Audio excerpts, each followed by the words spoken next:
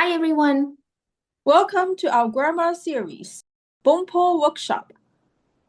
In Bunpo Workshop, we will focus on one grammar point per session. We'll provide example sentences to help you understand different usages and how to use them depending on the situation. If you enjoy our videos, be sure to hit the subscribe button and the notification bell so you'll be the first to know when we release the new content. Today's session is about the pattern かわりに. This is a wonderfully versatile phrase that goes beyond its basic meaning of instead of. It can express exchange, compensation, and even a contrasting positive aspect.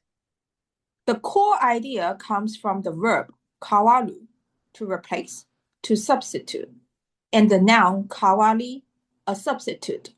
So the fundamental meaning is about one thing standing in the place of another. Let's look at the formation. Verb plain form plus 変わりに. Noun plus no plus 変わりに. Noun adjective plus な plus 変わりに. Perfect. Now let's explore the four main usages of かわりに. Firstly, we can use it for substitution. It simply means that one person, thing, or action is replacing another. It's usually translated into instead of. For example, 砂糖のかわりにはちみつを使いました。I used honey instead of sugar. 現金で払うかわりにカードで払う。I pay by credit card instead of cash. Secondly, かわりに can mean on behalf of. This is a specific type of substitution where you do something for someone else, often to help them out. For example, 先生のかわりに先輩が教えてくれました。My senpai taught me on behalf of the teacher. 風邪をひいたリサさんの代わりに私がプレゼンをしました。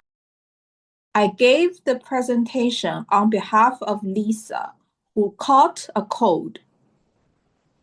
日本語が苦手な留学生の代わりに私が手紙を書きました。I wrote the letter on behalf of an international student who struggles with Japanese. Thirdly, 代わりに can also describe a trade-off or compensation.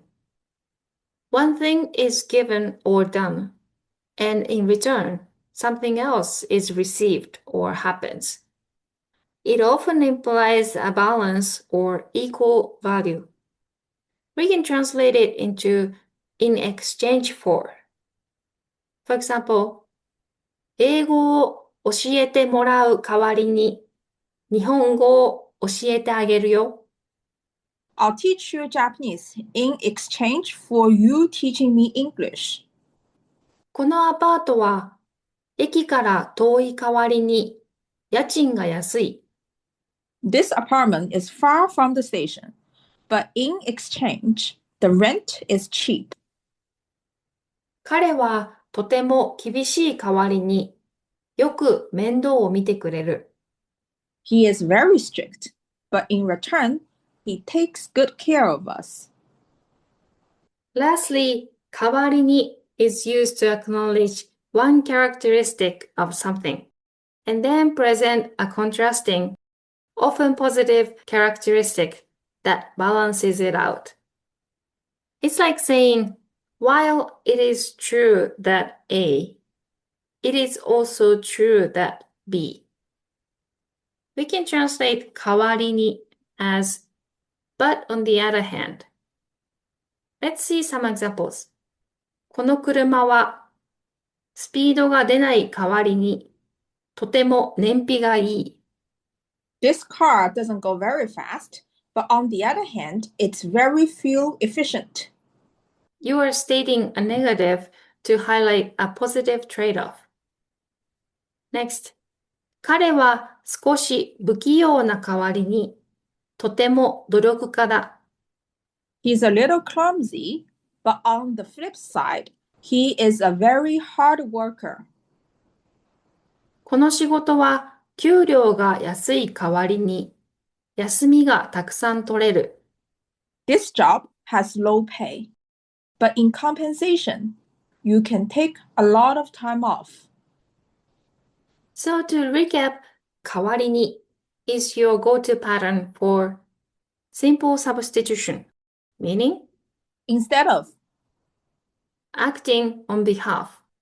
English meaning is on behalf of, exchange or trade. English meaning in exchange for. balancing contrasts, which can be translated as But on the other hand, the trade-off is that. terrific. The key nuance is balance. Whether it's a direct swap, a fair trade, or a list of pros and cons. 代わりに highlights a relationship between two things where one compensates for or replaces the other.